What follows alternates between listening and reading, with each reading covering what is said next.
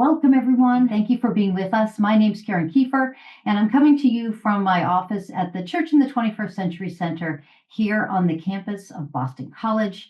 The campus is buzzing because everyone has returned from spring break. So again, we continue to move forward into this spring semester with delight and actually enjoy our Lenten journey and look forward to celebrating Easter, which will be here before you know it. We have one of our favorite people with us today, our friend Dan Cellucci, who is the CEO of the Catholic Leadership Institute, is with us to have a conversation about our future Catholics and future generations and what that looks like. Dan has been with us so many times. Please find him on our website or in our podcast or a previous video. He writes for our magazine. And not only is he a dear friend, but he is wisdom. And he has been with the Catholic Leadership Institute for decades. I'm dating you, Dan, but he can explain that. But I thought we'd just begin the conversation where, Dan, you might outline what is the Catholic Leadership Institute for a minute, and then let's just dive in. Sure. Yeah. Well, this is one of my favorite places to be. So thank you, Karen, and to the team at Boston College, but also to all of you for hopefully, again, a lovely day where you are and taking time to be on a Zoom with me. So I'm looking forward to the conversation and really looking forward to your questions. But yeah, I have just celebrated 20 years at Catholic Leadership Institute. And we are a nonprofit that works all around the country and in Canada to provide leadership formation support to all of our leaders in the church. We work at the diocesan level, we work at the parish level, we work with our priests and lay leaders in ongoing formation. And then we also have kind of that institute part of our name, a growing thought leadership kind of arm to what we do. So as we kind of go around to the country and visit different dioceses and different contexts in ministry, try to kind of distill all that we're learning and seeing and share that as best as we can with the church. So our conversation today is the fruit of about 2 years of ongoing dialogue with I would make one correction to what Karen said, with our today Catholics who are going to be leaders and continue to be leaders into the future. But these conversations with millennials and Gen Z that we've been about in a real intentional way for the last 2 years. Dan, a good reminder that we want to invite everyone into this conversation today. So we do encourage you, if you have questions, to put them in the chat. And our colleague Andrew Craig will go through them. And this conversation is for you, and so that you can engage and get as much out of it as possible for the work that you do in moving forward. So welcome again, Dan. So appreciative of your work. Let's first talk about those millennials, and let's says the baby boomer, and let's also talk about Gen Z. And can you explain what it is? What's a millennial? What's a Gen Zer? And even the age groups and some of the characteristics and just the crossovers too. Sure. Yeah. Well, I think, again, it's important that we kind of really start out, and the white paper does this by just defining as best as we can with any type of generation of people or category of people, kind of who they are and where they come from. So when we're talking about the millennial generation, I am kind of the first year, if you will. I'm 44 years old. So if you can kind of keep that in mind, millennials are really 1996 to 1981. They are now in their 30s and 40s, really, the bulk of them. So sometimes I was saying to the BC staff, sometimes in church conversations, we talk about the millennials and we think about them as kids in college or high school students. They're actually now, in really significant moments of life where they're making all sorts of life decisions. Are they gonna, what's their vocation gonna be? What professional career are they doing? Where are they gonna put down roots, if they're gonna put down roots? So we have this generation that's kind of 30s to 40s. That's the millennials. And you have to kind of keep in mind the things that they may or that I may have grown up with, as opposed to, for example, Gen Z. Gen Z is my children's age, or some of my children's age. They would be born between 1997 and 2012. So some of them would still be in high school. and in college, but some of them are now kind of making their way out into the workforce. One of the things I think is important in this conversation as it relates to your important ministry is trying to distinguish between things that are phase of life differences versus things that might be generational differences. And what do I mean by that? I think sometimes we say, and I was in a conversation just the other week, and a bishop said to me, well, when they're 60, they'll know what it's like. And it's like, well, in certain cases, yes, right? We might have similar phase of life issues when you are having your first child or you're experiencing your body aging, right? That might be a phase of life type of situation. A generational difference, though, is really the context, environment, the things that shaped your upbringing, your understanding, your worldview. So 9/11 happened when I was in college. I didn't have a cell phone in college, okay? But my kids don't know a world with a landline. So when we think about that, we have to think about those things. That's very real relative to how we understand the world. My oldest, who is going to college next year, I asked her to write a thank you letter to somebody who wrote a very nice recommendation to try to get her into Boston College.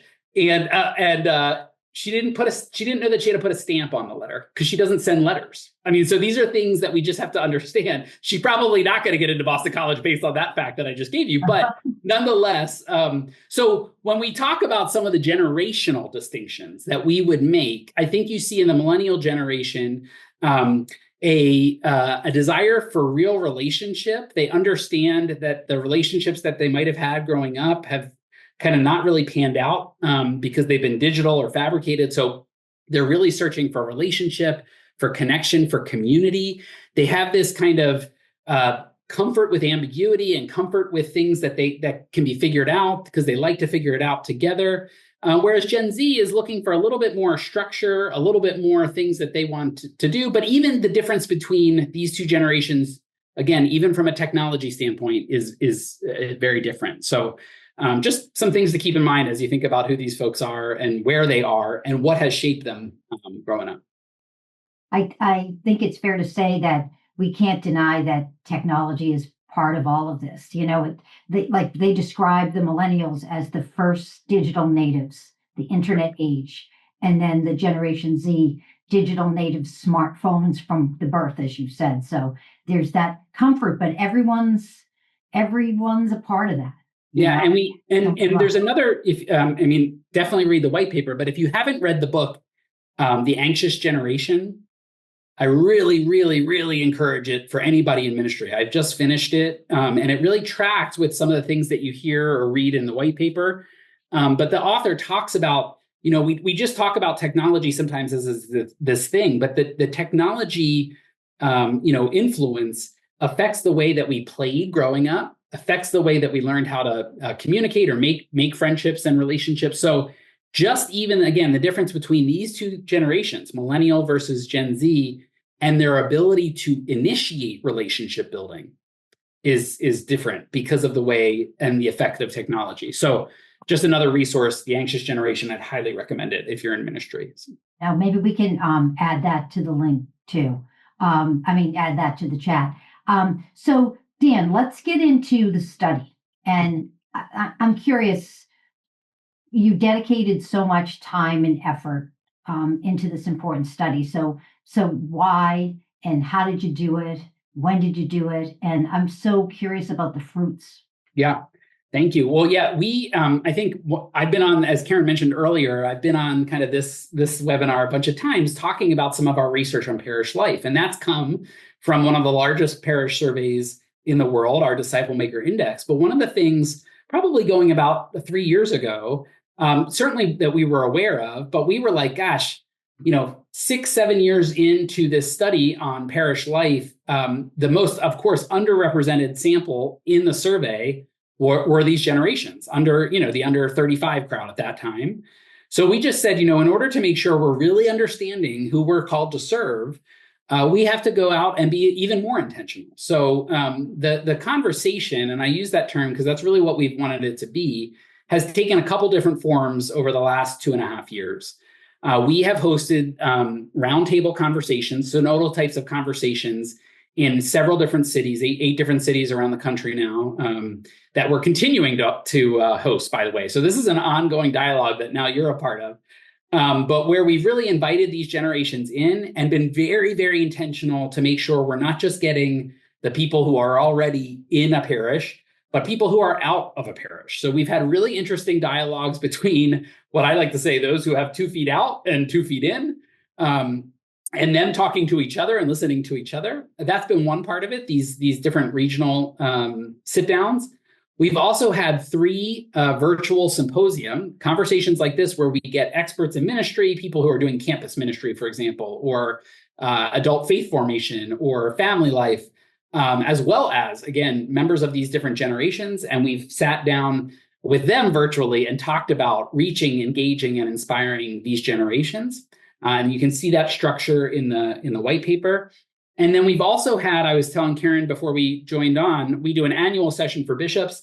And we used the theme of this to be one of those sessions. And we actually had about 20 different millennials, even further segmented. So late millennials, late Gen Z, early Gen Z, come on to a Zoom and actually tell the bishops kind of where they are. And all of those folks were folks who are distant from the church, so that the bishops could really just hear them and hear what they had to say, and let them kind of speak into it. So all these conversations, in addition to the quantitative research, has kind of informed that. I think some of the early fruits for me, just even raising awareness to the segmentation, I think for the bishops as an example, or for some diocesan leaders where we've shared this, or priests in parish ministry where we've been able to share it, that there's really very distinct differences between these generations. And sometimes we lump young people all in at the same time. And we really shouldn't do that for any generation. I mean, we really should look at different segments in our parish communities for all generations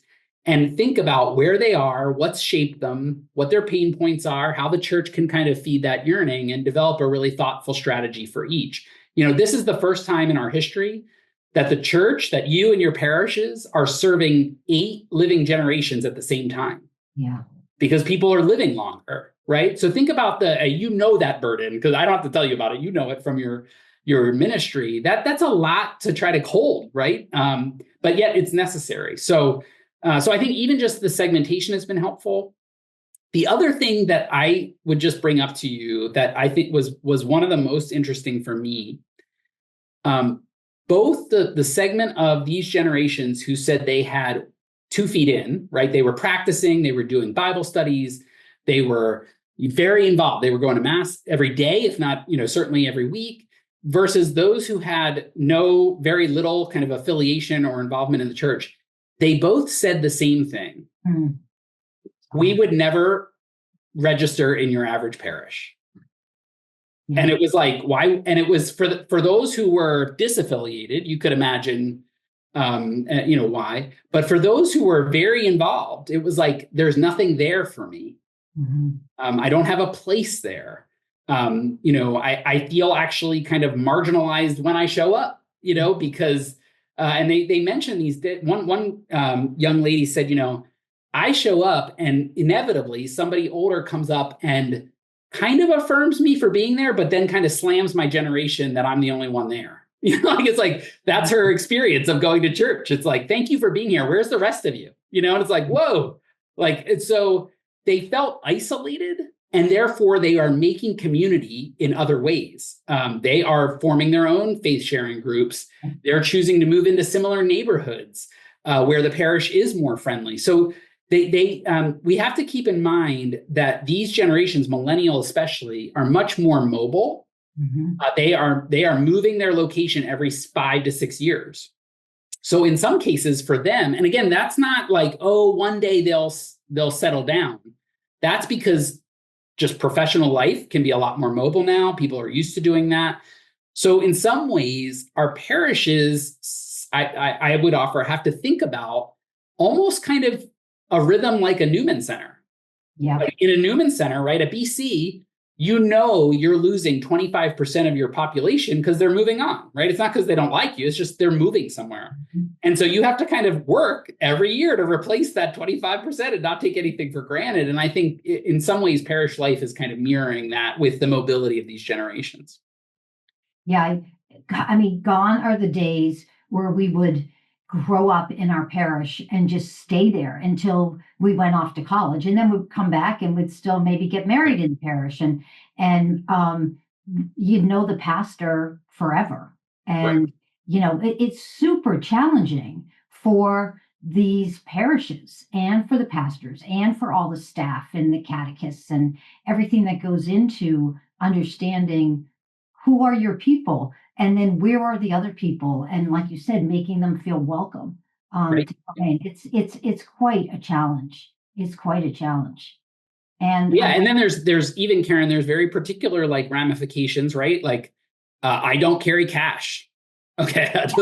Like if I don't carry cash. So when I go into a visiting parish, like because I'm traveling, my kids have both of my older girls, for example, are very, athletic. And so, they play on travel teams. Now, we as a family make a priority to go to mass, but it's not always our parish church.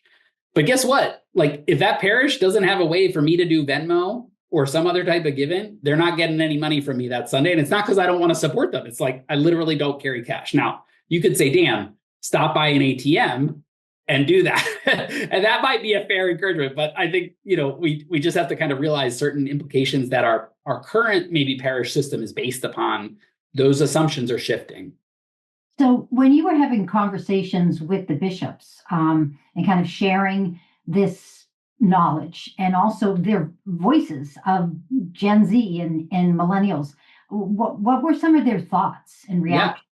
Well, Curious. let me share two instances which I thought were really, we really worked to create a space where the bishops can have some really honest conversations with each other, and it's a beautiful space, and they enter into it in a really wonderful way. But just two anecdotes that I would share on that point.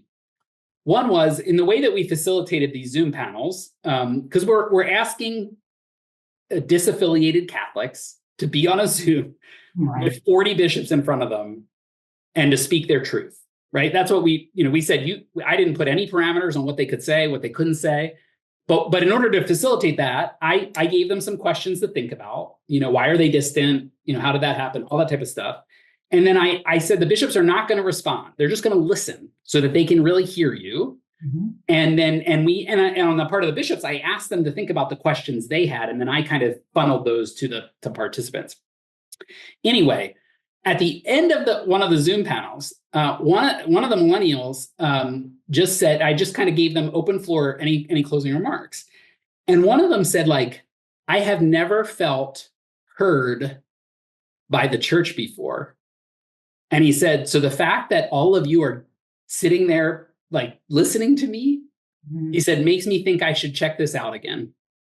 Oh. And so we finished the Zoom, and the bishops literally said to me, like, we didn't do anything. Like, we literally sat here, and I said, yeah, isn't that interesting? Like, you could sit and listen to somebody, and that actually could just be the first step, right? Like that young man, who, by the way, not that young, he's late 30s, has his first child, making a critical decision. Am I going to get this child baptized or not? All he needed, at least as a first step, was to be heard, right? So that's just one instance. Yeah. The second one was there was another Gen Z who talked about a positive experience they had where they were invited to go to adoration. They didn't know what adoration was, mm-hmm. But a friend asked them to go and said that it was good space to think. That's how the invitation went. And the Gen Z talked about the fact that they had lights on the monstrance. They had kind of very beautiful music being played, and that really helped him, right? So that was all he said. One curmudgeon-y bishop said, well, here they go again, wanting to be entertained. And interestingly, another brother bishop said, you know what, like, CLI invites us to this session. Many of us come every year because they treat us well. Everything is well thought out and intentional. Like, maybe the kid is just looking for something to be done well. Like, maybe it's not about being entertained. Maybe it's just because he doesn't want to waste his time with things that he doesn't understand that aren't done well, So I think there was this other interesting learning, at least that came out from it, which is these generations don't buy into institutions, any institutions, government, church, whatever. they don't care about keeping something going. Like that doesn't mean anything to them.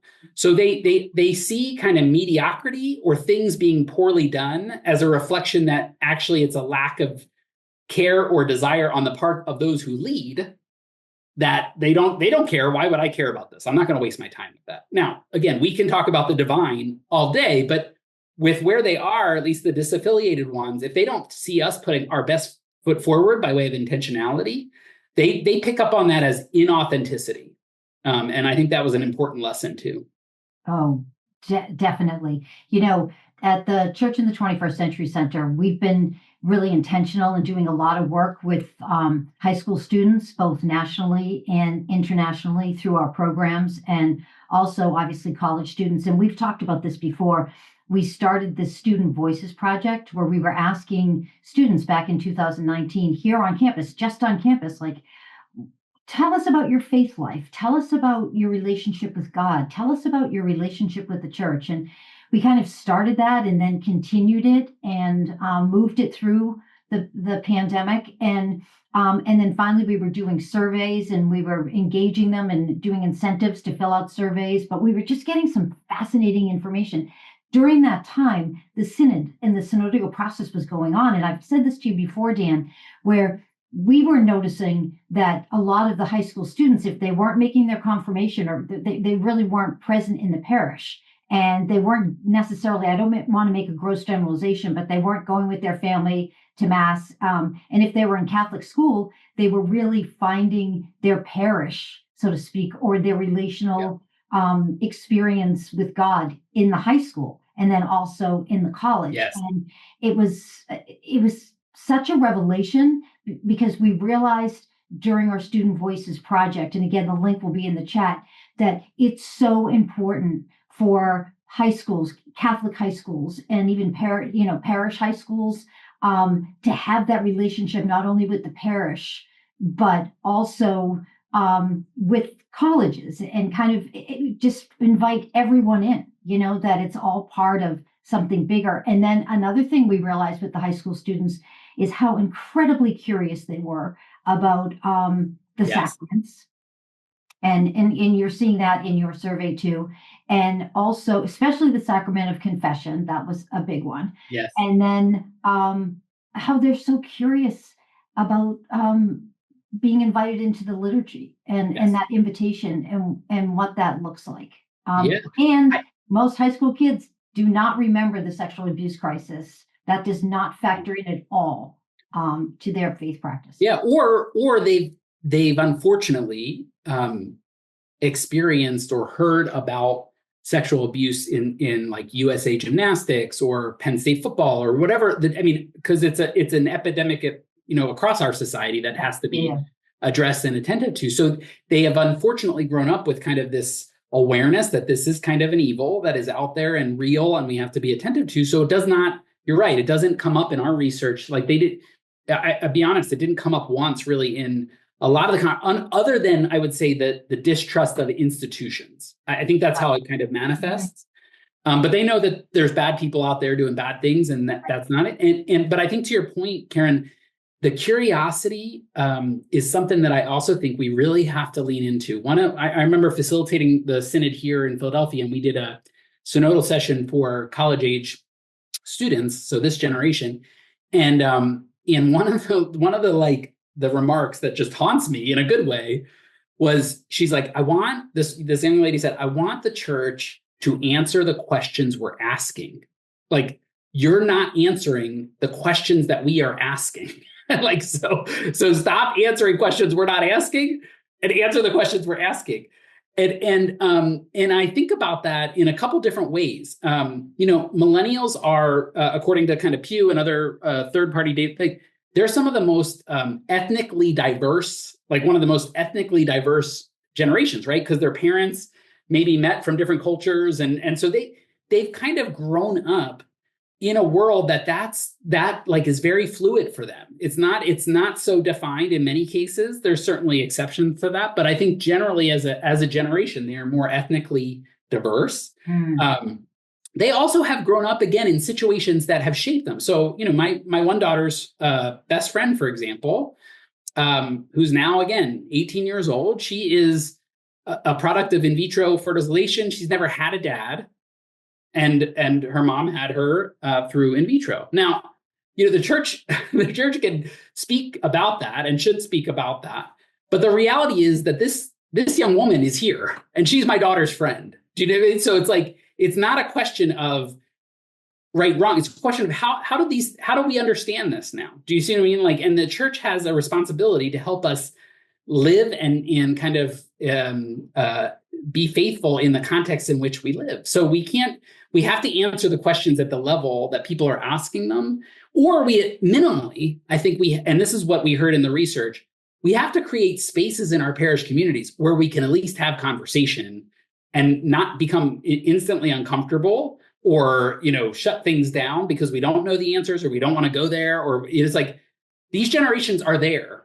They're not, they can't, it's not like we can insulate them, again, given the mobility, given the technology. We're there. So we have to kind of deal in the real, as one of my friends say, like, and kind of really like exchange in that context. That was another thing I think that came up. I think, obviously hospitality is big, but let's dive into community and how they define community and what that might look like. And then as you journeyed not only through this survey, but also in the last couple, 2 decades that you've been working at the Catholic Leadership Institute, good ideas in creating community that you can share with the people who are with us today? I know we can, but I would really be open. Yeah, I think with respect to community, I think both kind of on what we learned and connected to kind of good ideas. I think space is very important. Space came up more than I thought it would, in the sense that these generations in particular are looking for places to be together. So both space and schedule came up frequently. Here's a for instance. There was a young lady in Covington, Kentucky, was looking to start a Bible study with friends and wanted to host it at the parish, right? Well, that needed to take place at 8:00 at night. Okay. And so the very practical issue that happened was the parish is like, we're not open at that time. We don't want to give you a key, like real stuff, right? But the reality was then she felt dismissed, and then she took her friends and had to go somewhere else, right? So these generations in particular, the space, the physical space, but also the schedule becomes really important. And I think, again, it's hard to kind of get out of old rhythms, or existing rhythms, but we have to kind of represent, if we're thinking about those 8 generations, how much of our schedule and our practices kind of geared toward a certain generation that is maybe our generation or easiest for us to minister to, right? So with respect to building community, schedule and space were really important. Where can we meet? And how can that be connected or supported by the church? And when can we meet? The other thing I would say is, I don't think these generations mind intergenerational conversations, but they often described feeling, as I said earlier, like they're on an island. So they might be the only 40-year-old in the room, or the only 30-year-old in the room, or the only 20-year-old in the room. And it was hard for them to feel like they could relate, or other people could relate to them, or they weren't getting lectured or whatever. And so the idea of maybe sometimes partnering with other parishes or trying to have groups of where you could have intergenerational conversations, but recognizing, again, phase of life and generation both matter when you're doing things like small groups or other things you're trying to run, that these folks are going to have a particular perspective, and they want to bring that, but they don't want to be the only person bringing that. That feels kind of overwhelming. So I think those were kind of things that also kind of came into play. They love brunch, at least in many of the conversations, like brunch is a thing. So I think trying to figure out like what would they be doing if they're not going to the parish? Well, they would be going to have brunch with their friends. So how can the parish kind of play into that? And maybe it doesn't mean the parish is hosting brunch. Maybe the parish is sponsoring brunch at a really cool breakfast place, right? Like it doesn't we don't always have to take on the thing, but maybe we can be a part of the thing. I remember just one other story on the community piece. I'm here in southeastern Pennsylvania, Chester County, kind of a more burgeoning suburban area, but tons of young families. My wife is a runner. And so they have this thing here called the Healthy Kids Running Series. So basically all these super type A runners, adult runners, can start forcing their children to run through these little races that they have for kids of all ages. So my wife and I brought our kids to the Healthy Running Series. I swear every young family in Chester County was there. And they had different booths set up, different organizations, gyms, etc. There was a Protestant church that had a booth that was giving out soft pretzels, which in Philadelphia might as well be gold when they're the right soft pretzels. And my kids were like, I want a soft pretzel. So I went up and I was like, hey, we're Catholic. Like, can I taste your soft pretzel? And they were like, sure, go for it. And they had games for the kids. But I talked to these two women who were staffing the booth, and I asked them something about their church. New Protestant church. And I said, so do you work for the church? They were both full-time youth and young adult volunteers. So they volunteer 40 hours a week for this church. And I said, oh, and she said, I said, it's so nice that you're here. And she said, this is where our people are. Where else would we be? Mm-hmm.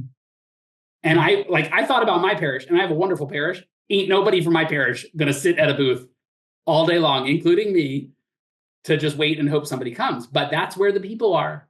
Mm-hmm. That's where 95% of the souls that we're responsible are, right? So that outward focus, that's where these generations are. And how do we kind of be in their space, not necessarily make them come to our space, but how do we be in their space and be present in their space with them? Which goes back to what you were just talking about how space is important. Yes. But not only the space that they meet in and that they find community in, but the space for the church to find them in. Yes. And being forward thinking like that and creative, frankly, I think that's great. Yeah. They can teach us a lot. I want to get into some of the questions that are in the chat. Andrew, I don't know if you want to, read a question. And again, we invite you into this conversation. You're all doing the work of sharing God's love. And these are challenging times, but there's so much hope out there, Dan. And we see it on our college campuses. We see it, we see it all over. Like you said, there's that curiosity. And I think this is a very special moment for the church. Yeah. So looking at the chat now, just a couple, mainly comments, but great additions to the conversation. So Bill added a couple notes, Dan, to your point about the anxious generation. He just added phenomenally well-researched, excellent presentation on the effects of technology on the young brain. Great for anyone, parents, especially in ministry. And he added too that the author also co-wrote a children's vision called The Amazing Generation. So I thought that was a great note. Thank you very much, Dan. That was a great overview presentation.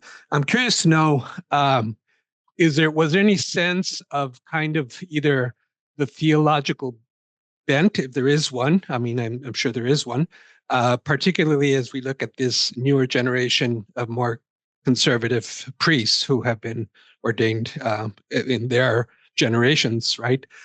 Either that they embrace or, at least some indications of where they're at in that regard, or whether that they react to. Are they reacting to, more progressive or more conservative? Thank you. Yeah, it's a great question. I would say the interesting thing is that in both cases, it was more around how the priest related and less around his ecclesiology. So for example, somebody who a millennial, we might look at and say, gosh, the way they talk is very progressively minded, or whatever language you want to use. They actually had connections to very conservative priests, but the priest was able to hang. You know what I mean? Like he was a normal guy, if you will, who had some very defined points of view, maybe on particular church issues or approach to liturgy, but he was relational.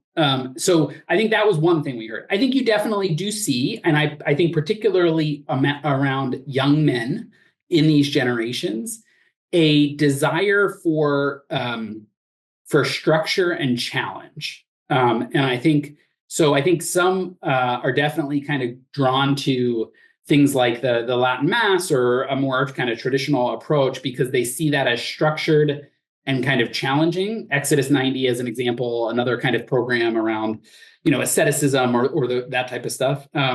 So I think, but interestingly enough, I think that's actually larger than just in the church. I think that's actually happening in society relative to, especially again, with respect to young men, kind of looking for some semblance of like, what is real and true and what am I about here? And actually, that's an even bigger difference between millennials and Gen Z. You saw millennials, I would say, Daniel, in the more, let's say, progressive space in our conversations, whereas Gen Z was much more in a like, I want to know what's right and wrong. Like, just tell me what's right.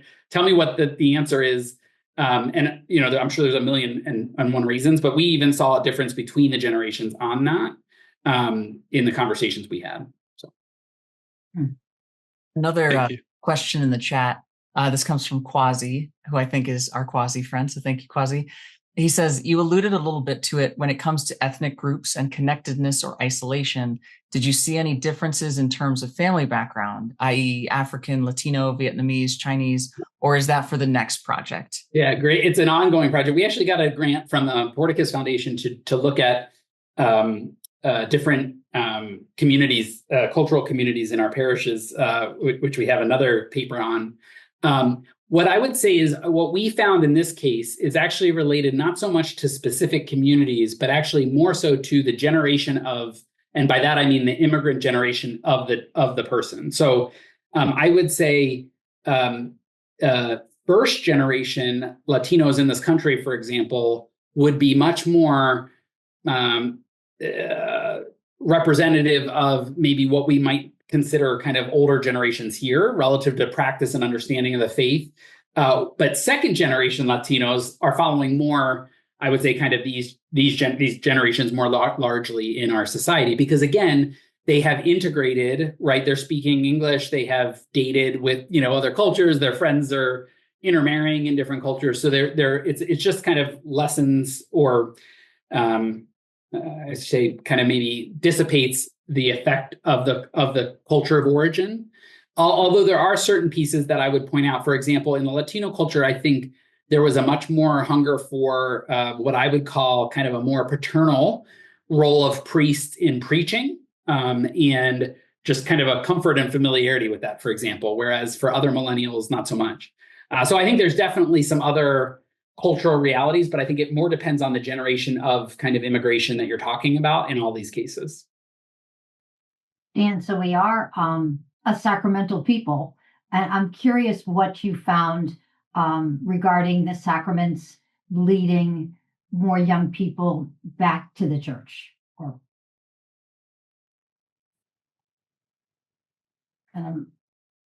Did you catch that? I might have froze for a little bit. You said sacraments leading people back to back to the church. Yeah, because we're finding that with a lot of our young people here on campus, and also through our programs, that they're very interested in the sacraments. Yeah, and I think I can't take credit for this research, but I think it was Barna who did a study on, especially on millennials, that said that millennials are looking for three things. They're looking for authenticity. Mm-hmm. Yep. They're looking for real relationship, and they're looking for impact. And so I think the church has all three of those things. But I think the sacraments in some ways kind of speak to truth, right? In different ways. They certainly are about real presence, right? In so many different levels of that. And I think this idea around vocation is the church's answer to impact, right? So what we heard from from millennials is like a curiosity around bishops and priests, or like religious, like why would you choose this life? But not in a dismissive way, like in a, gosh, that must mean something to you. Like, tell me more about what this means to you, because it's real, So I think that's where I see the sacraments. It's like this, back to this kind of idea of like a challenge or something that's real or structured in a world that feels very kind of torn apart, or a world that feels very hard to kind of access it or kind of get your bearing on, I think that's where the sacraments can really help, or just even silence, like time in silence when they have so much noise in their lives, I think is another piece. I think too, I mentioned earlier about how there's a great thirst for the sacrament of confession. Yes. For our young people. And in our conversations, they said that they carry around a lot of shame. A lot of shame. And that could even be a bad post on social media, but they carry it. It stays with them. And that there's such beauty to that sacrament that they're finding that they feel clean. Yeah. Forgiveness is just so key. One of the points the anxious generation author makes is every mistake these kids make is amplified 50 times more than when mistakes any of us who grew up before social media made, right? So yeah, Karen, I think that's a big part of it. Like there's the accountability, there's the forgiveness, there's the healing. There's a sense of understanding their worth in that sacrament, if it's administered in a pastoral way. So I think that's huge. We were through our Student Voices project, when we were engaging with Catholic schools, high schools in particular, we were saying, please, if you don't have weekly confession, think about it. Think about daily confession. I mean, these kids, they really want that. Yeah, and at a time that's not Saturday from 3 to 3:45. Exactly. Exactly. Again, time and space, Time and space. So we have a lot of great questions in the chat. Dan, I'm not sure if you're seeing the chat, if there's any. I am, yeah. We got like 5 or 6 great ones. I don't know if there's any that you want to tackle first. Yeah, let me see here. Let's jump in. I find Gen Z very ahistorical. Is this a problem? If Peter wouldn't mind, just tell me a little bit more about that, the ahistorical one. All right, we'll come back. I want to make sure I understand that question. The climate crisis affecting young adult relationship with the church. How do you see Laudato Si as a way of engaging young Catholics? Yeah, this came up on that Zoom panel that I was talking about with the bishops. There was a young lady who the only thing she said, this was her quote, the only thing keeping her connected to the Catholic Church, which is the church of her birth and baptism as a baby, was that Pope Francis wrote this letter on the environment. That was like it. So I think this is a really good example. The climate crisis is not the only issue, but this is an issue that millennials and Gen Z know is an issue, right? And know will be our issue to deal with in a more substantive way. So this is one of those places, I think, where the church speaking into that and being a voice and a leader in it is a way to show the beauty of the truth and the depth of the truth that exists in our Catholic teaching. Margaret Mary says, could you comment on how to expand the conversation of being pro-life as only anti-abortion to issues to the death penalty, poverty, and injustice that lead to abortions and family dysfunction? Yeah, again, I think this is another one where I think, again, I'm not going to speak for the very, very, very Latin Mass kind of crowd, because I think you're making somewhat of an insinuation, which I don't think is incorrect, that the abortion issue is one. I like to invite people to think about especially when they self-proclaim themselves to be Orthodox. They use that term Orthodox. I like to draw a distinction that orthodoxy means the fullness of truth. Like if you are Orthodox, you believe the whole thing. So tell me how you believe the whole thing, right? And have conversations about the whole thing, And so this is what I love to do with my daughter, who would be maybe in a different world on her views right now. But I'm like, tell me how you see the whole thing, because the church is above politics. That's what I always say. The church is too big for politics, too important for politics. So we're bigger than that. We have to see the whole thing. So I think inviting, not kind of trying to make it a this or a that, but like an and. Let's look at and, right? This is true. And I think trying to create spaces for that, where we're not actually debating, we're adding, I think is maybe the place to start on that. That's a big one, though. Sorry to interrupt. Peter responded. He said, yes, ahistorical in his experience, as in Gen Z has little understanding of larger contexts that have been and are influential in life decisions. Sure. Yes. That's a really good point. I think we have to be careful of two things in kind of that question, right? Part of the process of growing up is actually testing things and realizing what works and what doesn't work, right? I can tell my children so many things, but until they actually have that experience, I don't think they can really learn it. And so I've had to kind of humble myself and restrain myself as a parent to say, I know that I had this experience, right? So that's one aspect, is I do think that's a phase of life issue, that sometimes there's an experiential learning that has to happen in order for maturity to happen. Now, I would pick an issue. This is one that came up. Again, even with Catholic millennials and Gen Z who had 2 feet in, many of them said, I don't care if my parish stays or goes. Now, you could answer, some of us could answer from an older, and say, well, listen, like having a stable community that you're rooted in helps you in this type of thing, right? But I think we also have to realize the overall landscape that we're back into, and some have called it kind of this shift from Christendom to apostolic times, right? And Jesus didn't. If we buy that we're back in apostolic times, and I do, Jesus didn't found the diocese, or I should say, after Jesus ascended, they didn't found the Diocese of Jerusalem. Like, they went out and they created some communities, right?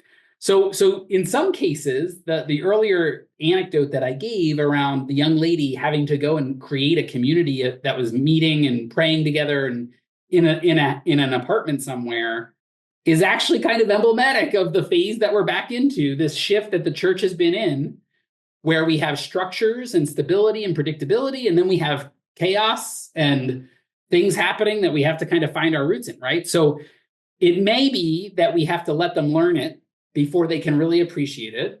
And it may be that it's actually not what the church needs anymore. Actually, what the church needs in this moment is going to be different because it's back into this landscape, right? So I think when we're imparting history, I think we have to be careful not to be lecturing. I think we have to be careful. I think we have to be witnessing. So what has a parish community done for me? Not what do I think you have to appreciate about a parish community. And I think that's maybe the right way. All right, Andrew, any others that you think are? Yeah, I think just going down the list, I think you answered Margaret's about death penalty and everything. Martha asks, this is sort of a two-parter. You alluded to this a little bit with Gen Z men seeking more structure and challenge. One, what are the biggest differences you found between the needs of young men and young women? And two, did you gather any data on trans or non-binary young people and their hopes/needs from parishes? Yeah, I would say maybe to the second point, I would not say that there was a large representation of trans or non-binary people in the conversations. That being said, what I would say just from personal experience in my own family, there's a seeking or a desire for knowledge of identity in what I heard or what I hear from my own family situation. And what I think the church sometimes does is we want people to check a bunch of boxes to belong versus telling them that they are a pearl of great price, that the merchant, would sell everything and just come after you. That's what Jesus is doing for every person, right? Including and especially our trans and binary folks. So that they are a pearl of great price. And that's actually the message that all these generations, and I would say young men and young women, are searching for. They want to know that they matter. They want to know that they are not alone. They want to know that their life has meaning. And they are not finding that in other avenues, and they're realizing that.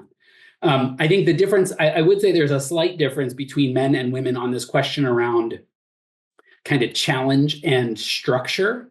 I think that I would say yielded much more toward the men that we talked to and talked with than the women. I think the women, I would say, emphasize much more on the community and relationship aspect. And fine. Both genders, though, I would also talk about, it's in the white paper, life transitions. I'm moving to a new city, I'm getting married, or I'm having my first child. In both cases, both genders, that was a place where they felt like the church could be more present. Like, help me connect when I move to a new city, right? There's a diocese or a parish everywhere, right? Like, so how do I connect? How do I find people? Like, how do I find my people? That was kind of both genders. Thank you, Dan. There's a few more in. I'll just go in order. Joe asks us, at least in his experience, he's found a small number of young Catholics who are involved in the peace movement today. So he's asking if there's any research on why that is. And then the next one, I'll just say both, is how would you describe the influence of social media, videos, etc., as opposed to or in addition to personal connection, like with priests and peers? Yeah, I don't know that I can speak much to the peace movement. I think the reality is that these generations are, some might say practical. They might call themselves practical. Other might be kind of self-obsessed a little bit. So I think the reality of societal issues like climate, as an example, they care about climate, but they also know climate's going to affect them, right? So I think in many cases with most social issues, it's not purely altruistic, although there's certainly altruistic notes in there. I think it does have to be like a very real, like, crap, like, what are we going to do about this? Like, I have another 40 years to live. So I think you see a wanting to get their hands on things sooner rather than later, and oftentimes feeling kind of at a distance. So I think movements that allow them to step up sooner, I think, are often attractive. That's one point I would make. The second point was around, Andrew, just remind me, it was around social media and videos. Social media. So how would you describe the influence of them as opposed to or in addition to in-person personal connections? Yes. So again, several authors. There's another video that and maybe Andrew, if you can even Google it right now. Simon Sinek has an awesome video called "The Millennial Question." And he speaks to this very directly in a way that I think is very, very compelling. When you're in adolescence, teenage year, high school, college, okay, that is a really brutal separating from your family unit, but it's a really important part of growing up. So like my daughter has to go into some other phase so she gets out of my house and figures out who she is. And at that time, you're making friends and you're figuring out who your real friends are, right? Who your real friends are. Right now, I would tell you, my two older girls who are on social media, albeit in a limited way, one of the ways they evaluate who their friends are how quickly they like a post they make.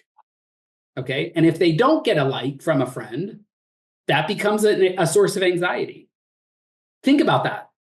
I'm putting something out there to millions of people, and the number of times that somebody likes it and who likes it and why they like it or don't like it, right? I'm constantly riddled with anxiety about trying to figure out who my friends are in this environment. In the old days, the better days, I would say, when I'm on a playground and there's three of us and we're having an issue, right? I'm working through that in a more healthy way than I think social media has allowed these children to work through.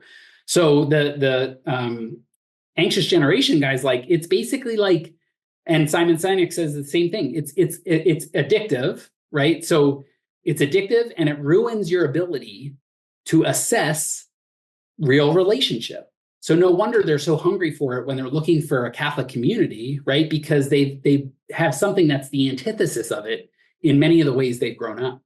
So we have to kind of walk this, although at the same time, I would say they were like, look, the church, have to be on it because we're there. That's how we're literally communicating. We're not even texting anymore. Like, this is the way we reach each other. So you have to kind of, we almost have, as a church, have to reach into it and pull them out. It's like pull them back to something real, which I think is a challenge to navigate. I will say too that our next magazine that's coming out the end of the summer, it really addresses finding and growing a relational faith in a digital age, what that looks like for all of us. Dan, before we're winding down, but I do want to point people to the white paper, and then also especially your recommendations, which are on page 11 through 14. Yep. And you talk about how to reach the next generation, how to engage the next generation, how to inspire the next generation. And we might just do a couple of quick points of each. For reaching the next generation. You're talking about, again, you mentioned this about space and time and thinking about working professionals and thinking about young people and their lifestyle. You also mentioned the importance of hospitality and greeters and having a good website where the masses are right there, and other thoughts on reaching, and then we can get to engaging and inspiring. Yeah, I think the reach is really about time and space. I mean, I think when we're doing things, where we're doing things, and being really intentional about that, I think is really huge. Mm-hmm. And then for engaging. Yeah, engaging. This one's harder. On the engaging side, I would say I always tell the story when in my last parish, I went to the ministry fair and looking around the booths, and somebody came up to me and was like, "How old are you?" And I was like, "Hi, my name's Dan. Like, nice to meet you."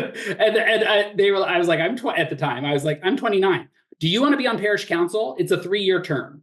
Okay. And that was like, whoa, like we haven't even dated yet and we're getting married, so it's like, these generations, for better, for worse, they are not used to making long-term commitments. So if we're thinking about opportunities to get them deeper, you want to think about 3-month, 6-month max, maybe just one thing to help with, and then let that build. It's hard.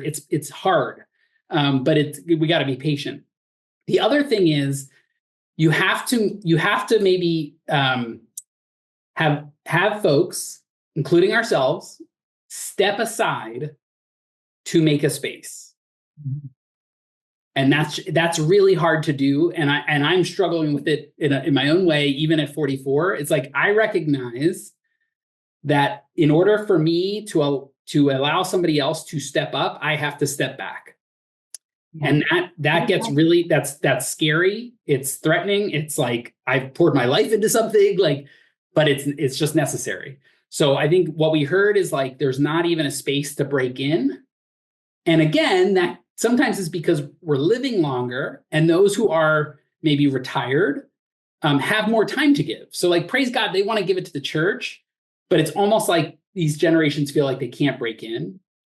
Lastly, on the engaged side, every human being needs some sense of autonomy. That's what we call a nutriment of motivation, intrinsic motivation. They need to know that they can kind of figure it out the way they want to figure it out to a certain extent. And so we have to be careful about saying, okay, if we're going to give this millennial a leadership opportunity, they're going to do it in a different way. And it may work or it may not, but they've got to go through, again, that learning process of why it didn't work or why it did. And so I think those would be my points on the engaged side. And then last but certainly not least, inspiring. How do we inspire? I think we have to tell them, I think we have to remind them how that they are a pearl of great price, that the Lord is constantly looking for them, that we are constantly looking for them, and not in a way because they should be there, because we want them to be there. Yes. And I think that their life has purpose. Like, one of the reasons I'm here, and that is because at 21, I went on a retreat that CLI offered at the time for young adults, where I heard for the first time, even though I was baptized Catholic as a child, as a baby, grew up Catholic school, all that type of stuff. It was the first time in my life on that retreat that somebody said, God has a purpose for your life in particular, like just your life. He's thought he wants you to do something. And 21 was the first time I heard that. Mm. So if we're not messaging that all the way, right? Confirmation, I would say, I would blow up, your average confirmation prep program and just talk to kids about, who do you think God's calling you to be? Because he has something in mind for you. Like, that's the only message we got to get across to these generations so that they know to go on that path, right? So I think that is what will help them with their own vocation, whatever it is that God's called them to. Yeah, no, that's excellent advice. And I will say that people can find more information on the Catholic Leadership Institute via your website, which we'll put in the chat.